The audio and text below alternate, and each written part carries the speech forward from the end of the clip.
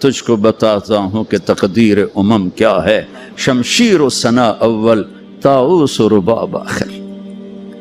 جب قومیں اٹھتی ہیں تو ان کے نغمے تلوار کی جھنکار ہوتی ہے، گھوڑوں کی ہن ہناہٹ ہوتی ہے، ولادیات ذبحان، قربان جو میرا اللہ گھوڑوں کے ہن ہنانے کی قسم اٹھا رہا، ہائے ہائے ہائے ہائے، ولادیات ذبحان فالموریات قدحا فالمغیرات صبحا فاثرن به نقعا ووسطن به جمعا۔ تیمور نے دنیا فتح کی، کبھی محل میں زندگی نہیں گزاری، خیموں میں کم وقت سوتا رہا، ساری زندگی خیموں میں سویا۔ چنگیز خان دنیا کا سب سے بڑا فاتح ہے، ساری زندگی خیمے میں سویا، کبھی محل میں نہیں سویا۔ اس کی اولادوں نے سونے چاندی کے گھر کھڑے کر دیے، وہ موت تک خیمے میں سویا کہ آؤ میں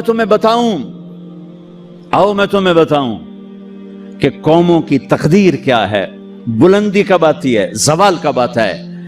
جب شمشیر ہوتی ہے، تیر و تلوار کے نغمے ہوتے ہیں تو یہ اوپر اٹھتے ہیں، اور جب تان سین ہوتے ہیں اور طبلے کی تھاپ ہوتی ہے اور سارنگی کی سر ہوتی ہے اور گانے والی کیا آواز ہوتی ہے، تو پھر وہ قومیں سو جاتی ہیں، ڈوب جاتی ہیں، ہلاک ہو جاتی ہیں، تباہ ہو جاتی ہیں۔ تم شریعت کو بیچ سے نکال دو، تاریخ کو بیچ میں لاؤ کہ قوموں نے عروج کیسے پکڑا، زوال کیسے آیا۔ سارے حکمران ڈوبے ہوئے تھے سارنگیوں میں، کنیزوں میں، تو اللہ نے انگریز بھیجا، جاؤ ان سب کو جوتے مارو اور ان کو تخت سے کان سے پکڑ کے اتار دو۔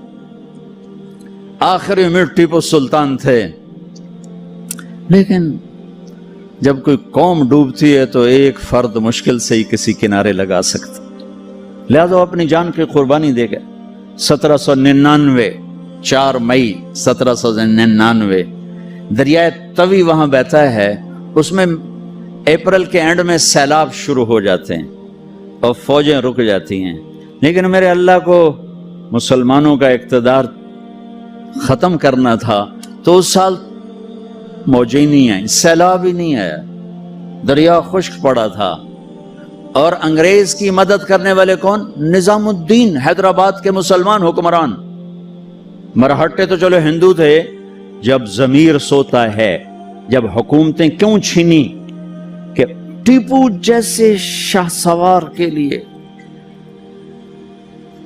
شیر نر کے لیے نظام الدین کی فوج آ رہی، مسلمان فوج آ رہی، اس کے لیے تو انہیں ڈوبنا چاہیے، انہیں مرنا چاہیے، انہیں غلامی کا طوق پہننا ہوگا۔ میرے رب کا نظام ہے، میرے رب کا قانون ہے کہ یہاں نااہل کو نہیں بٹھایا جا سکتا، اہلی آتے ہیں تو نظام چلتا ہے۔ وہاں میر صادق جڑ گیا، ادھر میر جعفر جڑ گیا۔ این جب وہ اگر یہ نہ بھی ہوتا نا تو بھی ہو ہی جانا تھا۔ میر صادق نے کہا بھائی وہ تنخواہ لے لو، فوج انگریز نے حملہ کیا، وہ کہتا آؤ بھی تنخواہ لے لو، سارے تنخواہ لے لو۔ وہ پتہ نہیں کیسے کرائے کے فوجی تھے، وہ تنخواہ لینے کے لیے دوڑ گئے۔ ٹیپو کھانا کھا رہے تھے، نوالا ہاتھ میں تھا کہ شور پڑا کہ جی قلعے کی دیوار ٹوٹ گئی، فوجیں داخل ہو گئیں، کھایا نے بھی چھوڑ دیا۔ شیر کی ایک دن کی زندگی گیدڑ کی 100 سال کی زندگی سے بہتر ہے۔ انہیں پتا تھا اب کوئی راستہ نہیں ہے، اپنی جان کا نذرانہ دیا تو جنرل ہیرس نے کہا آج ہندوستان ہمارا ہے۔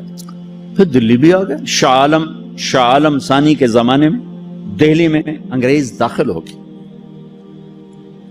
اور پھر بہادر شاہ ظفر جو 1857 کی جنگ آزادی، وہ ایک ایسے جیسے یہ ہمارا جلوس نہیں ہوتا، جلوس، ان جلوسوں نے کبھی کچھ کیا؟ جلوسوں سے خوش نہیں ہوتا، سوائے کہ 2-4 گڈیاں ساڑے ہو، 2-4 سائن بورڈ بن دے ہو تو جاندے گراہ گیران دے بوجھب لٹ لو۔ تو وہ ایک جلوس تھا، نہ کوئی نظم تھا، نہ کوئی ترتیب تھی۔ اور ظلم کا جواب ظلم نہیں ہوتا ہے۔ جب انہوں نے دلی پہ قبضہ کیا تو انگریز عورتیں تھیں وہاں، 70 انگریز عورتیں تھیں اور 30-40 بچے تھے، انہوں نے سب کو ذبح کر دیا۔ ان کے ساتھ اللہ ہوگا جو عورتوں کو ذبح کر دیں، جو بچوں کو ذبح کر دیں۔ میرا دین ظلم کی اجازت نہیں دیتا۔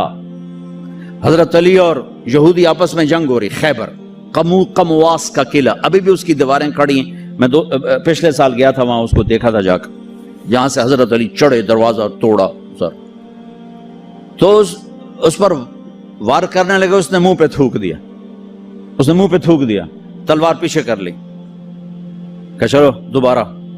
کہنے لگے ہیں دوبارہ کیوں؟ مجھے قتل کیوں نہیں کیا؟ تو میرے اوپر چھا گیا تھا، کہ پہلے تو میں اللہ کے لیے قتل کر رہا تھا، جب تو نے میرے منہ پہ تھوکا تو مجھے غصہ آ گیا، مجھے ڈر لگا کہ تمہارا قتل میرے غصے کی وجہ سے کہیں نہ ہو، اللہ نہ ناراض ہو جائے، میں تمہیں اللہ کے لیے قتل کر رہا ہوں۔ اس نے کہا میاں مجھے کلمہ پڑھا دے، مجھے نہیں لڑنا۔ اور جب اسلامی لشکر جاتے تھے تو حکم ہوتا تھا کسی بچے کو نہیں قتل کرنا، کسی عورت کو نہیں قتل کرنا، کسی گرجے کے راہب پادری کو نہیں قتل کرنا، بوڑھوں کو نہیں قتل کرنا، درختوں کو آگ نہیں لگانی، درختوں کو نہیں کاٹنا۔